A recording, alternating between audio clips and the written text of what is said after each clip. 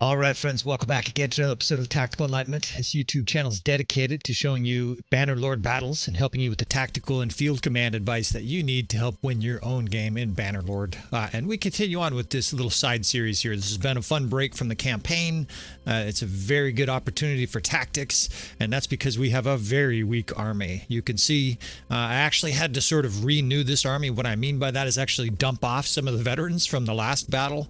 Anybody who's been following the series knows that we've had a few battles with this army, and I had to go in and essentially renew this army, get a bunch of lower level troops, because unfortunately too many of them had leveled up, right?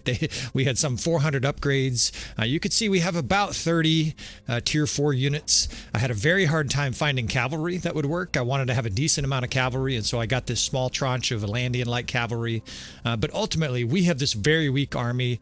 And then there's this guy. I wanted to adjust this guy here. He got like 35 kills in the last episode. So in order to sort of weaken this guy here, to sort of nerf Griff, this dreadlocks, cornrows barbarian motherfucker, what we did is we took away his javelins. This guy has a wait, where are the skills here? The skills, he has 330 or 326 throwing. So what we did is we gave him a bow instead, to hopefully so he doesn't kill as many troops. Now we found a perfect opportunity here. We've got this sturgeon force to face. Now let me show you that army again. So again, we've got about 30 or 40 tier 4 units, but we have a huge amount of weak troops, militia, even recruits in this army. And then we have two other army groups that are with us. These are both companions of middling leadership skill. And you can see they have a handful of tier 4 units as well. Now, if you haven't watched any of this series, the emphasis is that we don't have any tier 5 or tier 6 units in our army. We don't have any elite troops at all. We don't have any noble, high noble lines at all. In fact, as you can see, we have a mix of like recruits and guys with fucking plaid pajamas going into this battle. Now, this sturgeon force looks kind of ideal to attempt a kill box here. Sturgeon forces are often ideal because they have large tranches of infantry. Here, let me show you their army. Let me try to... Here we go. So you can see they have 765 infantry, and honestly, if you know how to deal with that with a kill box tactic, you can destroy them. Now, unfortunately, this is a relatively low-level army compared to what you'll find out there. I'm just looking across it. It looks like they have maybe 50 or 60 tier 5 and tier 6 units. So on that side of thing, this is not a perfect example. It's not quite as strong as army as I would like to face. The whole point of this is, of course, to face very strong armies with our weak army. And even though they have a stronger overall army composition and more troops than us, it's not that weak. All right, so the other thing I did is I dropped off some of our other elite companions that were with us, and I brought in these scrubs. And you know, you might be looking at them and saying, well, that's not bad. Those aren't terrible stats. Well, for our campaign, these are our worst companions. This is just the worst we have, right? We don't have any truly ghetto brand new companions, and so I swapped out some of our best ones, and we're putting in these 2 or 3 pretty weak ones. Now, what we're going to try to do here, and I'm going to use the RTS mod for this map, is we're going to be illustrating a kill box. A kill box is essentially a strategy where you surround the enemy, particularly with ranged weapons, right? With javelins, with arrows, with crossbow, and you attack them from multiple sides. Now, the best way to do that is to pull back as they're attacking you, right? You pull them into this little area. This big tranche of infantry chases after your infantry and other units, and as they approach your units, you simply have them pull back. Meanwhile, you move in units behind them and attack them from behind with ranged weapons. Now, the other thing you notice is I'm down to 5 divisions here. I had another subscriber request. He wanted to see if this was possible with 4 or 5 divisions. I think it would probably be a little bit less effective simply because I don't have the cav wings to counter the enemy cav, but I think this is still going to be very viable. All right, so bear with me. I've only done the RTS mod probably a dozen times. I don't use it very often, so it'll probably be a little bit juddery at times. So this sturgeon force is coming in, and again, we remember from before the battle scene, it's mostly infantry. Now, sturgeon infantry is tough, right? They're going to pull their shields out. They have very big shields generally, and their infantry, compared to most other kingdoms, is superior. It's not by a landslide, right? There's no kingdoms in Bannerlord that has like an overwhelmingly strong cavalry or archers or something like that, with the exception of probably Britannia with their Thean champs. But Sturgia generally is considered one of the best infantry kingdoms. The problem with them in this situation is they're simply not going to be able to use their infantry like they want to. Now I'm zooming in here because I want to show you kind of what we're doing with this cav wing. You'll notice we're not using it to attack the enemy. All I'm trying to do is prevent all these noble units, these tier 6 and tier 5 sturgeons, from trucking our forces. So I'm simply sending them in to intercept them, right? They're simply there to sort of get in their way, distract, and provide a little bit of a barrier. So our little guys here with their sheepskin armor and their bear hats don't get totally cleaved by the enemy cav. And you notice the enemy cav is peeling back. Now on this side, unfortunately, because I'm running only 5 divisions, that side, the cav division, is kind of free to cut through our guys over there. I saw some of our guys get knocked down there, but fortunately no casualties. Generally, when you're facing the sturgeons, they have 2 cav divisions just like this, and what they'll have is they'll have one side is very strong noble divisions, and the other side is weaker. Fortunately, that lefter flank, our left flank, the enemy sturgeon horse, seems to be weaker. All right, so our guys are already throwing javelins and scoring some kills. Sturgeons generally don't have as many javelins as other units. And we have an army that favors ranged weapons. We have a lot of guys with crossbows, with javelins. You know, I handpicked this from 3 or 4 of the keeps we had left. And now we start the kiting process. And the kiting process is basically where you back up as the enemy approaches. Now, one of the reasons it's easier against sturgeons here is that they're in shield wall. They're in shield wall because of this, right? They're being pounded. You can see them getting killed and javelins thrown at them. They're getting pounded by ranged weapons, so of course they're trying to hold up their shields. Well, the problem with that is that a shield wall moves a lot slower than your units in line formation. Advantage us, right? So we have our infantry in line. That means our infantry can simply run away from the sturgeons every time they get close. Now, I'm also going to use this ridge, as you'll see in a second, but I'm now going to start to position this 6th unit over here. This 6th is a mix of skirmishers and archers behind the enemy. These guys right here, you can see these little weak archers. These guys are throwing their javelins, but look at where it's hitting the enemy. It's hitting the enemy in the back, right? The enemy's chasing after the archers here in the 1st infantry. They can't reach them, and meanwhile, they're being pounded from behind with archers. You can see the death spam. We're racking up the kills. I think originally that infantry tranche there, or sturgeons, was almost 500. Now it's already down to 400. And again, you see the other thing this 2nd cav is doing? It's blocking the enemy arrows. The enemy's over here shooting with their archers, and that's distracting the enemy from shooting our 6th division there. That's 74 guys. They would be getting shot to pieces if that cav division wasn't protecting them.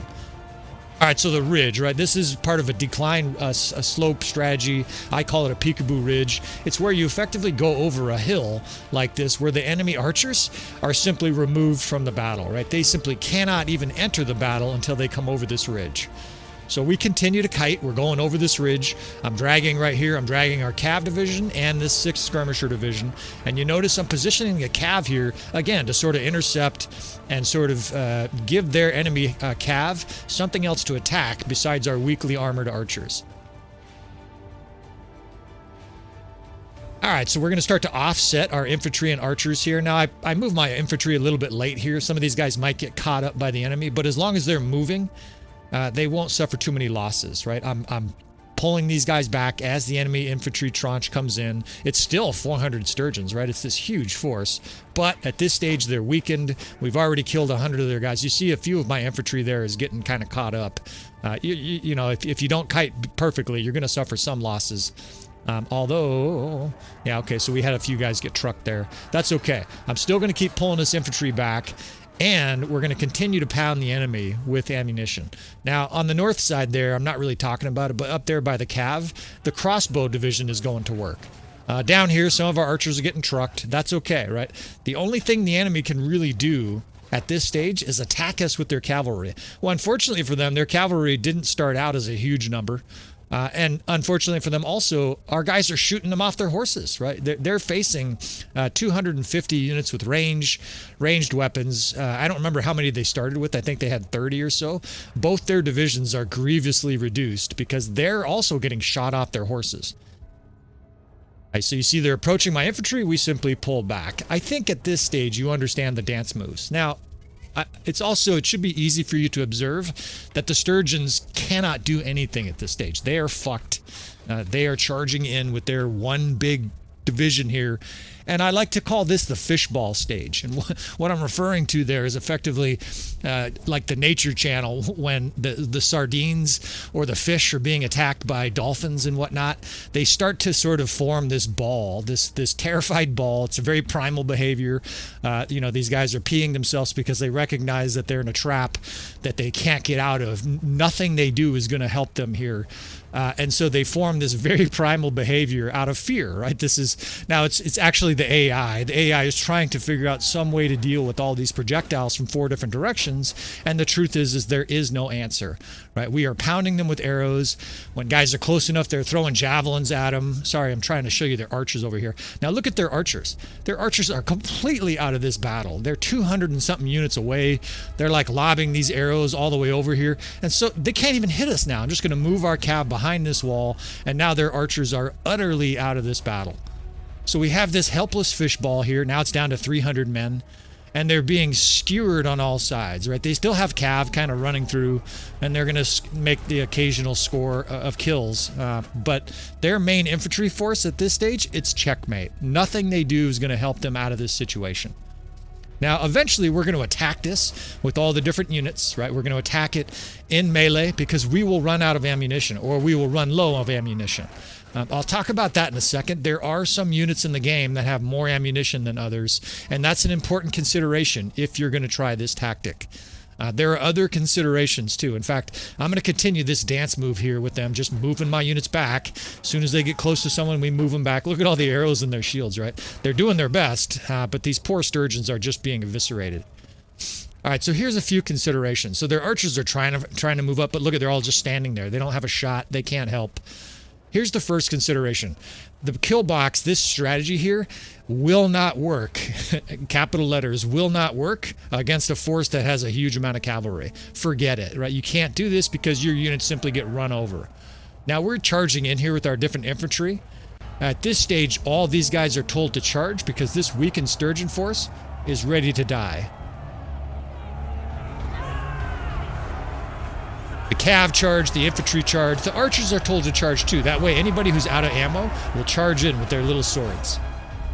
And this is a 5-sided attack, right? It's cav, it's two infantry division, or excuse me, it's 1 infantry division, a skirmisher division, and 2 archer divisions. And the sturgeons are totally surrounded here. They're scoring a few kills, right, because they're desperately fighting, but they're outnumbered at this stage, they're weakened, and they're surrounded. This is just it's basically an extermination. You know, you see a few red kills there, but look at how much green there is, right? The enemy's being eviscerated.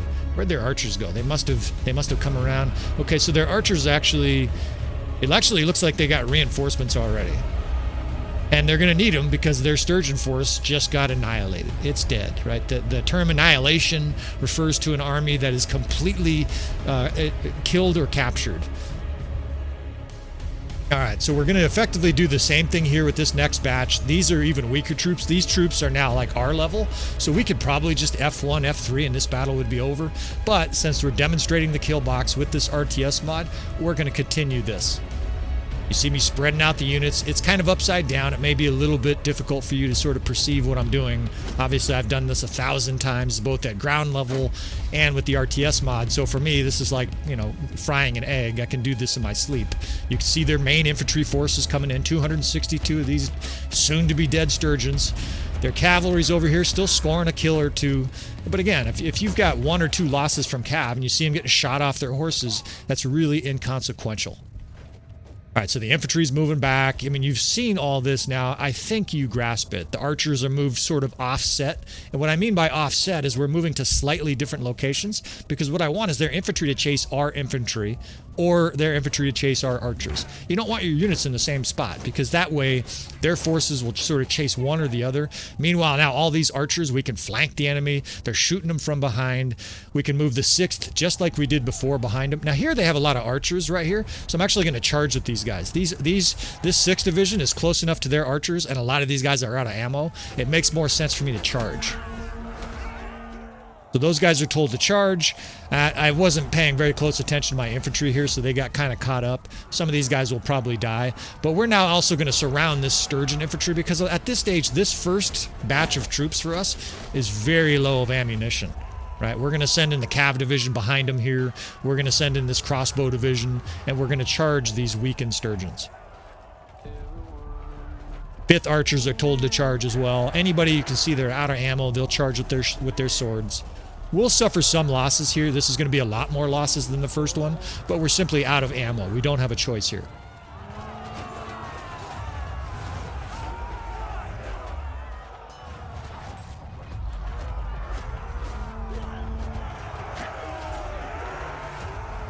Some of the guys are still shooting, right? If archers have arrows and you tell them to charge, they will shoot first.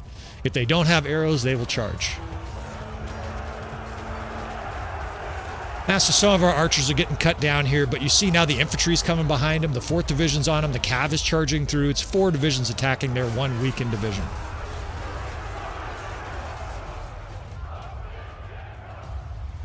Meanwhile, down here, our 6th is pretty readily mowing through their archers, right? Some of these guys are still shooting, and importantly, we're just sort of eating up their line with melee. You can see they had some like Battanian Fiend champs in there getting mauled, or at least Battanian Fiends. You know, that line is being sort of eaten up on the bottom. On the top, of course, that sturgeon, actually, it's completely dead. I'm looking around, I don't see any sturgeons there, so it got vaporized. That combined attack by 4 different divisions, it's not a ranged kill box. There's a distinction. Look at this noble. He can't move. I think he's stuck. This poor guy's going to get shot off his horse. Our little tier 2 archers are getting target practice. It's like revenge on the noble who fucking told him to walk in the gutter while he fucking walked by all pompously, shoot him off his horse. All right, so here we go. We got 91 casualties, right? We inflicted 980 casualties, so it's basically a 10-to-1 kill ratio. And this is with scrub troops. So the companions did score some kills. Let's see here, 80, 90. It's about 130 kills our companions scored. But again, if we had 980 kills and our companions had 130, obviously anybody with simple arithmetic, that means our scrub troops here, these guys are still shooting, killed 800 and something sturgeons, including this lord too. Her shield goes flying. She gets ignobly shot apart by a bunch of fucking peasants with bows. And we are victorious. Even Griff's got his bow still going, and this battle is over. So I'm just going to kind of scroll through some of these units so you can sort of see. And again, 258 upgrades, right? So all these low-level troops, if this was your campaign, they would be leveling up. This is a tremendous situation for you. So 2 things I want to cover quick. First, the kill box situation. You want flat ground because if you can't see, your archers can't shoot. If you're in an area with tons of hills, forget about it. Maybe even tons of trees, don't try a kill box. If you're in an open area against lots of cavalry, don't try a kill box. Now, if you're in the open area against lots of infantry, it's custom made for a kill box. So the other thing I want to mention is arrows and the amount of arrows they have. Obviously, you saw this was kind of a long battle. We were shooting them for a while. There are some units, and I'm not going to list them all. You'll just kind of have to go out and see. Just sort of click the units and sort of take a look at their inventory. Some archers in Bannerlord have 2 quivers of arrows. Some only have 1. Now, that's tremendously important if you're trying to set up a kill box because you want as much ammunition as possible. All right, so this concludes this episode, this little RTS mod. Please let me know what you think. Hopefully that was easier for some of you to see that have a difficult time seeing when we're on ground level. We're going to continue this series with our little weakened army. I think next we'll try a cav heavy army, which admittedly is going to be harder. It's much easier, as you can see, just to kite a poor fucking sturgeon force that can't catch you. Taking on a force of, like, we'll try Valandia maybe with a bunch of banner knights charging through our fucking lightly armored troops. That's going to be a whole nother animal to tackle. So stay tuned for that. We'll see if I can even pull that off. That might not be possible, but we're going to push the envelope here with our weak army. We're going to use tactics. We're going to talk some trash and insult the enemy. We're going to drop their nobles with weak troops and tell them that they get to walk in the gutter. And we will be back next time. So let me know what you think. Please comment if you want to see something specific with these weak troops, maybe siege. I don't imagine they're going to actually do well in siege, but if you're interested in that, let me know. Please subscribe, hit like, all that kind of good stuff, and I will see you guys next time.